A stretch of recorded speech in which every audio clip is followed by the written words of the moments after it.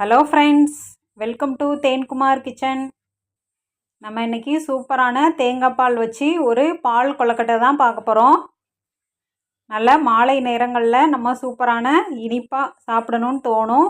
அப்போ சூடாகவும் சாப்பிட்டோம்னா நமக்கு ரொம்பவே சூப்பராகவே இருக்கும். இந்த தேங்காய் பால் கொழுக்கட்டையை எப்படி செய்கிறதுன்னு பார்க்கலாம் வாங்க. 10 நிமிஷத்தில் நம்ம சூப்பராகவே இந்த பால் கொழுக்கட்டையை செஞ்சிடலாம். வாங்க எப்படி செய்கிறதுங்கிறத பார்ப்போம்.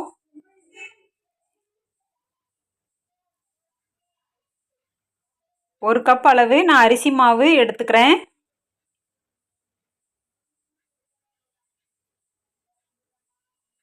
இதில் கொஞ்சமாக உப்பு சேர்த்துக்கலாம். உப்பு சேர்த்துட்டு நல்லா கலந்து விட்டுருங்க.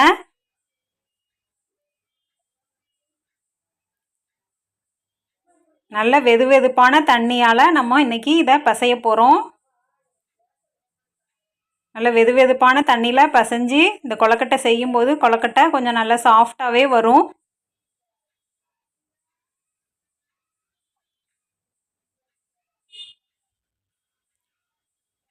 நல்லா சாஃப்டாக நல்லா பிசைஞ்சு வச்சுக்கலாம். நம்ம இதை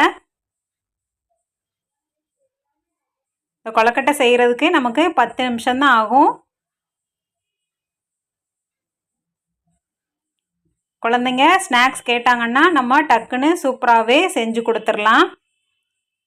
மாவு நல்லா பிசைஞ்சு வச்சாச்சு. இது உங்களுக்கு தேவையான சைஸில் நம்ம இப்போ இதை உருட்டிக்கலாம்.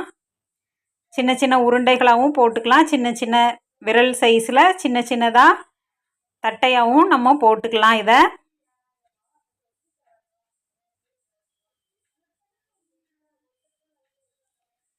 சின்ன சைஸுகளாக நான் உருட்டி எடுத்துக்கிறேன். இதை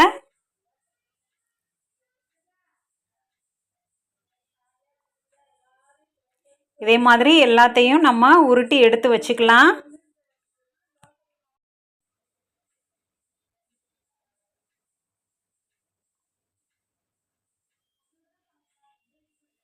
உங்களுக்கு எந்த சைஸ்லாம் தேவையோ அந்த வடிவங்களில் நம்ம எல்லாத்தையும் ரெடி பண்ணி வச்சுக்கலாம்.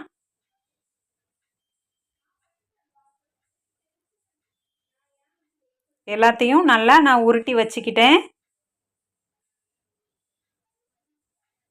இப்போ இந்த பால் கொழுக்கட்டையை நம்ம செஞ்சிடலாம்.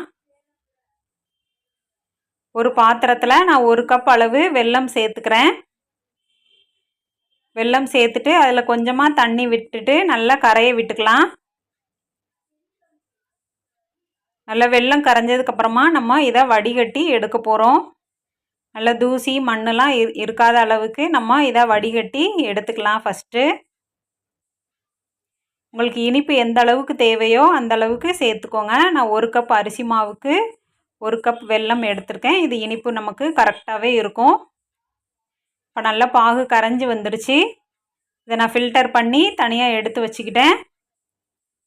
இதோட தேவையான அளவு இன்னும் கொஞ்சம் தண்ணி சேர்த்துக்கலாம். தண்ணி சேர்த்துட்டு நல்லா இதை கொதிக்க விட போகிறோம். நல்லா கொதி வந்துடுச்சு. இப்போ நம்ம உருட்டி வச்ச மாவு உருண்டைகளை இதில் சேர்த்துடலாம்.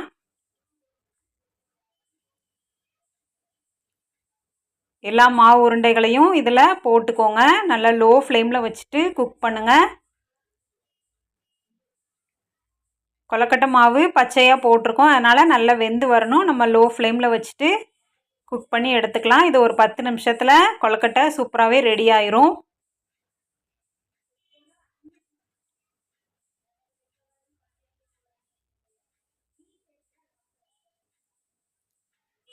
நல்லா கொதி வர வரைக்கும் நம்ம வெயிட் பண்ணலாம்.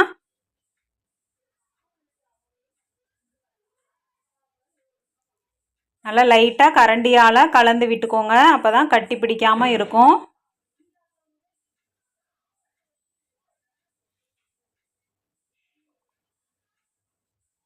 நல்லா கொதி வந்து கொழுக்கட்டை ஓரளவு ரெடி ஆயிடுச்சு. நல்லா தளன்னு கொதிச்சுட்டு வருது. இதை இப்படியே கூட சாப்பிடுவாங்க, ரொம்பவே நல்லாயிருக்கும். இது நல்லா கொதி வந்ததுக்கப்புறமா நம்ம இதில் தேங்காய் பால் சேர்க்க போகிறோம்.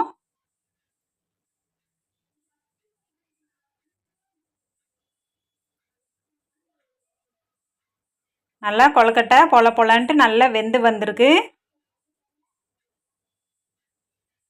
இந்த சமயங்களில் நம்ம தேங்காய் பாலை சேர்த்துக்கலாம். நல்ல திக்காக உள்ள தேங்காய் பால் நான் இன்றைக்கி சேர்த்துக்கிறேன். தேங்காய் பால் சேர்த்துட்டு நல்லா லோ ஃப்ளேமில் வச்சுட்டு ஒரு 5 நிமிஷம் மட்டும் வச்சுட்டு நம்ம இறக்கிக்கலாம். ரொம்ப நேரம் கொதிக்க வைக்க வேணாம், தேங்காய் பால் திரிஞ்சு போயிடும். இதை இப்படியே கூட சாப்பிடலாம். நான் இதில் இன்னும் கொஞ்சமாக நெய் சேர்த்துட்டு முந்திரி பருப்பு வறுத்து போட்டோன்னா நல்ல ஒரு வாசனையோட தேங்காய் பால் கொழுக்கட்டை சூப்பராகவே நமக்கு ரெடி ஆயிரும்.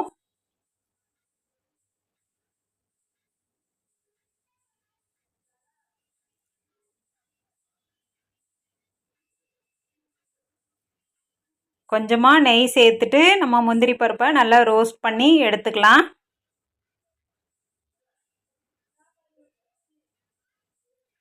இந்த தேங்காய் பால் கொழுக்கட்டையை நீங்களும் ஒரு தடவை ட்ரை பண்ணி பாருங்கள். கண்டிப்பாக உங்களுக்கு பிடிக்கும். நல்ல முந்திரி பருப்பை நல்ல மொறு மொறுன்னு கிறிஸ்பியாக எடுத்தாச்சு. இதை நம்ம அந்த பால் கொழுக்கட்டையில் சேர்த்துடலாம். சேர்த்துட்டு நல்லா கலந்து விட்டுட்டு நம்ம சூடாக பரிமாறிடலாம். அருமையான தேங்காய் பால் கொழுக்கட்டை சூப்பராகவே ரெடி ஆயிடுச்சு. நீங்களும் இது மாதிரி ட்ரை பண்ணி பாருங்கள். என்னோடய வீடியோ பிடிச்சிருந்துச்சின்னா லைக் பண்ணுங்கள், ஷேர் பண்ணுங்கள், சப்ஸ்கிரைப் பண்ணுங்கள். Okay friends, thank you.